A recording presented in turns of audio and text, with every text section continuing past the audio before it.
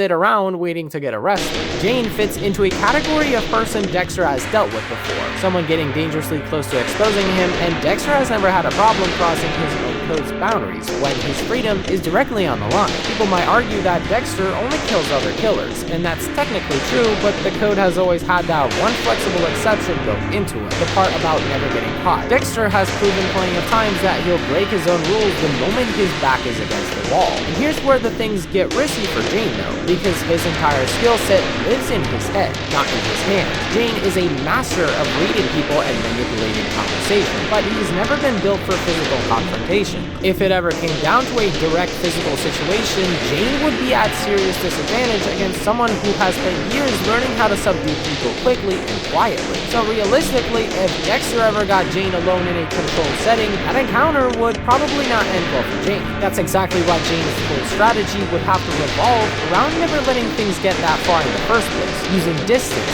misdirection, and other people as a buffer instead of ever confronting Dexter alone. So let's get into the part I think would be the most interesting to watch play out, which is how Jane would actually try to catch Dexter without ever putting himself in physical danger. Knowing Jane's style from the show, I think the smartest move would be going after the old Bay Harbor Butcher case directly, since that trail is already cold and picked apart. Instead, Jane would try to create a situation that forces Dexter to reveal himself in the present. He'd start by quietly identifying a criminal who's still walking free because of some technicality or system failure. Then, without ever mentioning it to Dexter directly, Jane would make Walmart's helping you celebrate summer weekends with a barbecue meal for 10 for under $5 per person. Get an 8-pack of great value hamburger or hot dog buns for only $1.88. Walmart. Save money. Live better.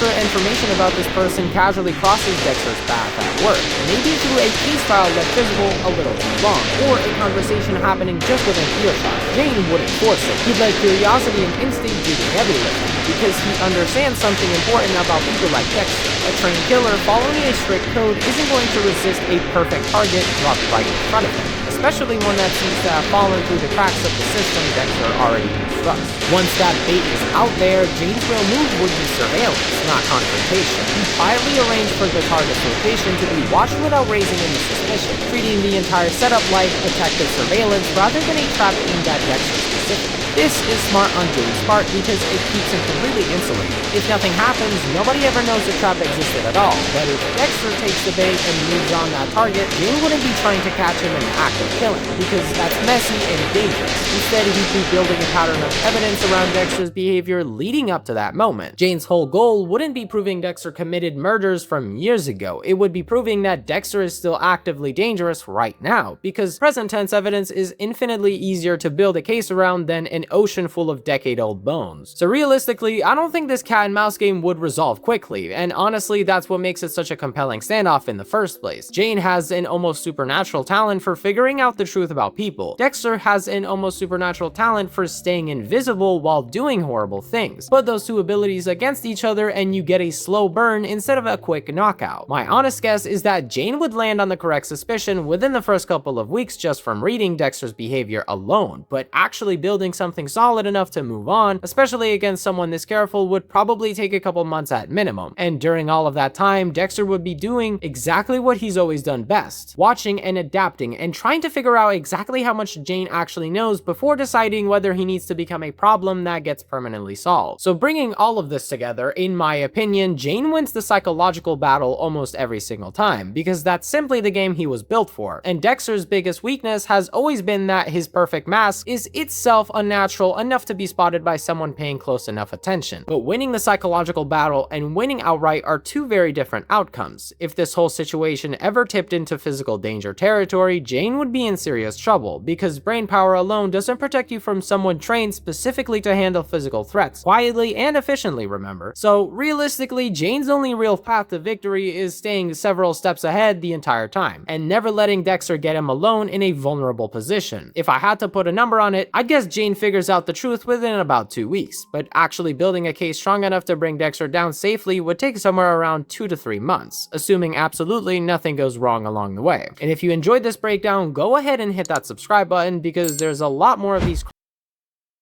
Above all, getting somebody with gift boxes and Golden Freddy or XQC with Haunting. There were still early game bosses I could beat normally if I got strong enough too. but any beyond that would need to be screwed. And the chip that would make character grinding easier was stuck behind a boss I could never kill normally. Is there a boss before this? Son of a bitch. I really didn't mean to walk into the fight yet. Let's see if we can take him. Not a chance. Not a chance in hell. Just not unscrew. What are the odds? What are the odds? Pretty small. We've done a crack in his health bar, chat. It's doing 1,300 damage. My character's at 400 health. We need characters that generate gift boxes if we're ever gonna stand a chance. Thank you, game. You're pretty good, actually.